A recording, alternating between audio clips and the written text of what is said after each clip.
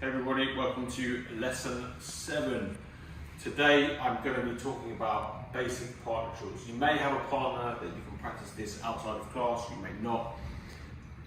Regardless, it's still a good idea that you understand the basic, what are some very super basic partner drills, number one. And number two, why do you do that? Why do you practice these partner drills, right? And it should tie back into the previous lessons, right? We're trying to layer on top. This is an 8-part course, and this is basically layering up on the basic stuff you need to know, so that you can, once you have this down, these fundamentals, you can start to practice them, and you can build on top of it, right? You get the core down, and then you can take off with it and sort of do what you want with it, right? But this is, once you get the core down, which are the principles, right? The partner drills, there's loads of partner drills you can do. You can make them up. I make them up. I come to class and I'm like, okay, I think this would be a good way of practicing this concept.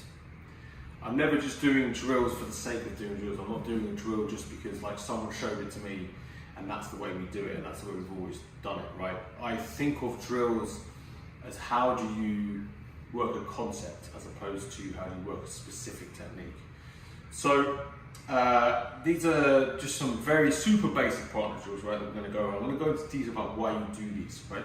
So the first one we're going to go is a Pax-Out punch drill, right? This is like my instructor had me do this for hours and hours and hours, all the time, months, years. Pax-Out punch, super boring, super important, right? So I'm going to go into some details as to why you do this, right? So Emily, borrow Emily for a second here. I make Emily do these all the time as well. And Emily's as bored as I am of doing it, right? But you've got to do it, because it makes it better. If you don't get bored of it, and you can focus on it with the same kind of interest and passion that you do for the first time you do the drill, then that's how you get good. That's how you get good, is by just applying this. It's the intent behind the training. It's not the drill, it's the intent behind the drill. Alright, so we're going to face each other, right? Like this. And we're going to, again, pendulum sinks into the hip cavity like that. The back is flat like that. I'm going to do my punch, and Emily's going to do a Pax-Out. Here, there. Pax-Out punch, right? I punch again, she does a Pax-Out. Pax-Out just means slapping hand, right? But really, look at it as a sort of, almost like it's a sensing hand and a covering your center line hand. So when I punch in, Emily covers her center line, right? So this, I can't go forward anymore, because as I put the pressure in, right, the pressure goes through her arm, okay? If her shoulder is tensed up, tense your shoulder, and I push there, she just bounces off me, right? So that's obviously no good. So what we're trying to do, she wants to cut off access to the pendulum. So this means she has to sink her shoulder, she has to sink her elbow. When she does a Pax-Out, yeah, I just feel her feet now. That's perfect, right? When I punch in there, so if she can empty her body out like this, she can sink the pendulum. As I punch in, it just hits her feet. This is how the feeling of pushing yourself off. That's what you want your Pax-Out to be like. When you Pax-Out or something and they push in and you Pax-Out, they should feel like they're pushing themselves off of you, right? And then that happens because it hits the floor. Okay? So I punch, there, good. She's not pushing necessarily, right? All she's doing is focusing on absolutely perfect structure. And likewise, when I punch, right, I want to be doing the same. Elbow down, shoulder down, I punch like that. If I start fighting her hand, this is important, right? If I start fighting her hand like that, right? I switch my shoulder on, if she injects, yeah, I'm going to go. If her hand drops down, I'm punching over here. And what was the point in that, right? You're not practicing punching anymore. You're not practicing realistic self-defense anymore. So I see a lot of this in Wing Chun. Punch. You like the sound of the slap. Boom, boom, bigger the slap the better, right? No, bad, right? The mistake you make with the Pax-Out as well is if you go over this way, if Emily crosses her center line when she does a Pax-Out, right? This, now, she has a completely, like, my hand can collapse like that and I can just punch over here like this now, right? So she's no longer defending her centre line. So her packs out and my punch are exactly along the same line. It creates this triangle like this. Her packs out creates a triangle going forward. If you look at the triangle here, right? There's a method behind the madness, right? I punch along a triangle at the point there. She does a packs out along the triangle, but the triangle, the point is way off in the distance back there, right? There. And same with me. When I punch, I triangulate somewhere way in the distance like this. So I punch and you packs out, and then we can test each other's structure. So you can keep extending and I can keep extending. My posture then that basically means she's getting less access to my pendulum than I'm getting access to her pendulum. I'm getting more access.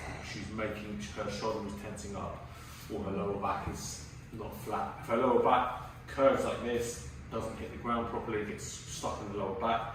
I see this a lot in Wing Chun. When you see people doing training like this, you see this a lot in Wing Chun. So if you push in like this, you can just, I just feel my lower back. But if I'm like that, here you push in, there you go, because it goes straight down into the work. Packs out punch, super important. You do it both ways. You punch, I do packs out. So we're just practicing connection. And then we can, in the beginning it's soft. It's very soft, but there's a sort of a heaviness to it. And if I start to like there, right, you can get extended and I can extend, but we can see who has better structure, right? Punch again. Good, this is good. The intent is excellent. Yeah, extend and extend. Yeah, very nice. Excellent. That's how you practice packs out punch. And this is like the most basic drill in Wing Chun. And one that you should be practicing with a partner all the time.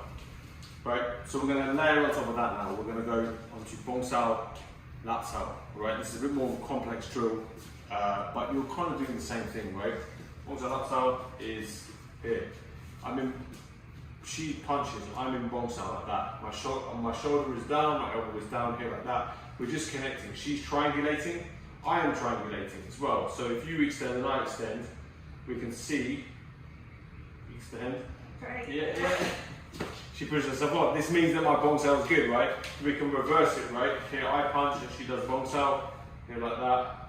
Triangulate, other way. Keep going this way.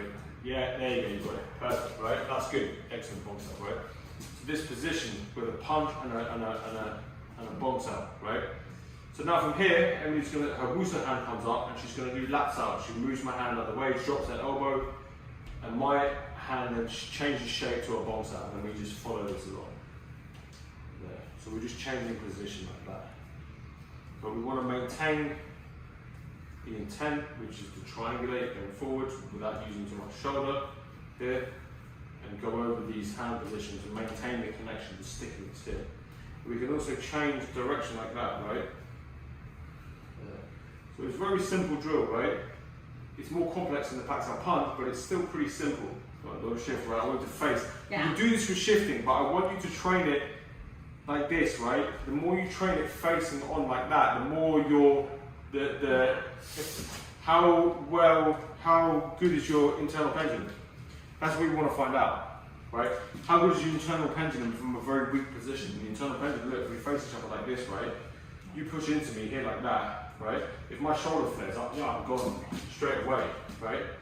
If my pendulum isn't hung properly, you're going to get me.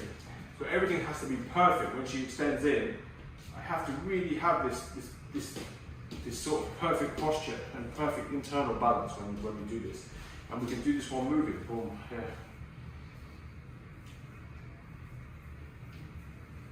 When you practice this, you can then punch. Make sure it turns into a punch, right? It doesn't turn into, you're not tensing the fist, right? You're holding it open like that. We want to test, too much tension in the shoulder.